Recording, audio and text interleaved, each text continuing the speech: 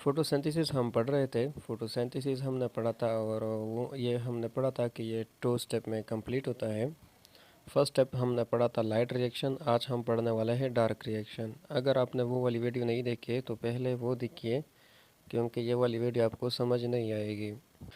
पहले light reaction होता है, बाद में डार्क रिएक्शन होता है। जो लाइट रिएक्शन के प्रोडक्ट होते हैं वो डार्क रिएक्शन में इस्तेमाल होते हैं, इसलिए आपने लाइट रिएक्शन का जो प्रोसेस है वो देखना है पहले डार्क रिएक्शन को समझने के लिए। तो आइए हम चलते हैं अपने टॉपिक की तरफ, डार्क रिएक्शन। इसकी डिफिनेशन हम कुछ यूँ कर सकते हैं। It is the second step of photosynthesis, ये सेकंड स्टेप होता है फोटोसिंथेसिस का, in which carbon dioxide is converted into glucose molecule, जिसमें कार्बन डाइऑक्साइड का जो मॉलिक्यूल होते हैं वो ग्लूकोज मॉलिक्यूल में कन्वर्ट हो जाते हैं using the product of light reaction. जो लाइट रिएक्शन के प्रोडक्ट होते हैं उसको इस्तेमाल करते हुए, यानी डार्क रिएक्शन वो रिएक्शन होता है जिसमें कार्बन डाइऑक्साइड ग्लूकोज मॉलिक्यूल में कन्वर्ट होता है, और ये जो रिएक्शन है ये प्रोडक्ट इस्तेमाल करते हैं लाइट रिएक्शन के, यानी लाइट रिएक्शन से जो प्रोडक्ट आ रहे थे वो यहाँ पर इस्तेमाल होंगे। प्रोडक्ट कौन से थे? ATP and NADPH, light reaction के प्रोडक्ट के।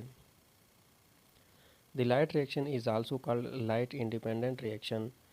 डार्क रिएक्शन को हम लाइट इंडिपेंडेंट रिएक्शन कहते हैं क्योंकि ये लाइट के ऊपर इन्हिसार नहीं करती। Here the word dark does not mean that it only occur at night. इसका मतलब यह है कि जो वो लफ्ज़ डार्क इस्तेमाल हुआ है इसका ये मतलब नहीं है कि ये रात के वक़्त होता है, इसका ये मतलब है कि ये लाइट इंडिपेंडेंट रिएक्शन है। It is also called a C3 pathway because in these reactions 3 molecules of carbon dioxide are used। इसको हम C3 pathway भी कहते हैं क्योंकि इसमें 3 molecule कार्बन डाइऑक्साइड के इस्तेमाल होते हैं। It is also called Calvin cycle, इसके बहुत सारे नाम, इसके केल्विन भी हम कहते हैं। केल्विन क्यों कहते हैं? क्योंकि इसको केल्विन ने डिस्कवर किया था।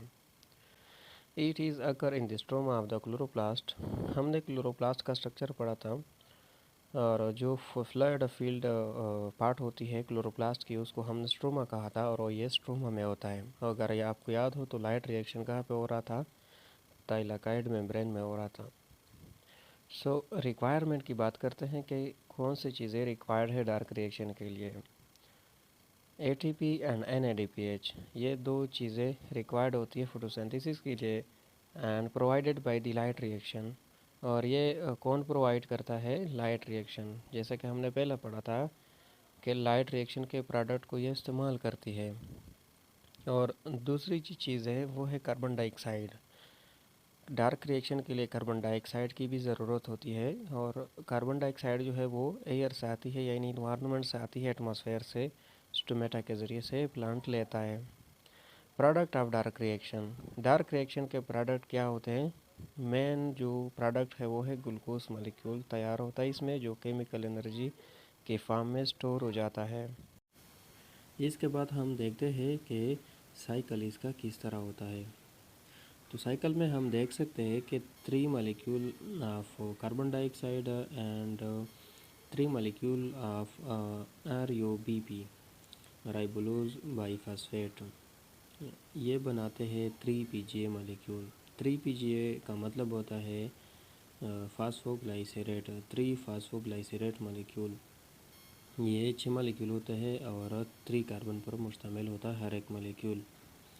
और ये जो रिएक्शन है जिसमें 3 राइबोलोज बाईफास्फेट और 3 molecule of carbon dioxide molecule मिलकर 3 PGA मॉलिक्यूल बनाता है, इस रिएक्शन को हम कहते हैं कार्बन फिक्सेशन। ये फर्स्ट स्टेप हो गया इस साइकिल का। सेकंड स्टेप स्टार्ट हो रहा है। ये जो 3 PGA मॉलिक्यूल्स है, जो 6 मॉलिक्यूल होते हैं, वो कन्वर्ट होते हैं 1,3 बाई फास्फोग्लाइसरेट मॉलिक्यूल में, और यहाँ पर 6 मॉलिक्यूल ऑफ ATP इस्तेमाल होते हैं। जब ये 1,3 बाई फास्फोग्लाइसरेट मॉलिक्यूल कन्वर्ट होती है 3 फास्फोग्लाइसरल डिहाइड मॉलिक्यूल में, तो इस स्टेप को हम नाम देते हैं रिडक्शन रिएक्शन। और इस रिडक्शन रिएक्शन में 6 मॉलिक्यूल ऑफ NADPH मॉलिक्यूल इस्तेमाल होते हैं। ये जो 3 फास्फोग्लाइसरल डिहाइड मॉलिक्यूल बने हैं, ये 6 मॉलिक्यूल होंगे। इस 6 में से 5 जो मॉलिक्यूल होंगे वो इस साइकिल में आगे जाएंगे और एक जो मॉलिक्यूल होगा वो इस साइकिल से बाहर आएगा। और ये जो एक मॉलिक्यूल बाहर आ गया दूसरे फास्फोग्लाइसरल्डिहाइड मॉलिक्यूल के साथ मिलकर ग्लूकोज मॉलिक्यूल बनाएगा, जो वो भी दूसरा मॉलिक्यूल कहाँ से आया होगा, एक और केल्विन साइकिल से आया होगा। यानी 2 केल्विन साइकिल जो है वो एक ग्लूकोज मॉलिक्यूल बनाता है।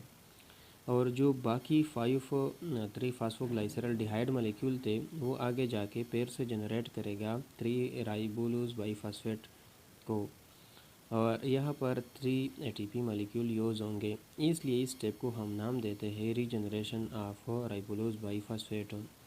जब ये राइबोलोज बाईफॉस्फेट मॉलिक्यूल कंप्लीट हो जाता है, पेड़ से जनरेट होता है, तो हमारे साथ ये रिएक्शन कंप्लीट हो जाता है।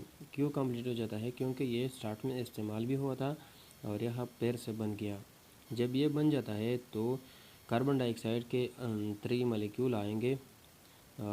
ये 3 मॉलिक्यूल पेड़ से राइबोलोज बाईफॉस्फेट के साथ बॉन्ड बनाएंगे और वो बॉन्ड के नतीजे में एक नया प्रोडक्ट बनेगा जिसको हम 3 PGA मॉलिक्यूल कहते हैं। ये पेड़ से स्टार्ट हो जाएगा, रीस्टार्ट हो जाएगा।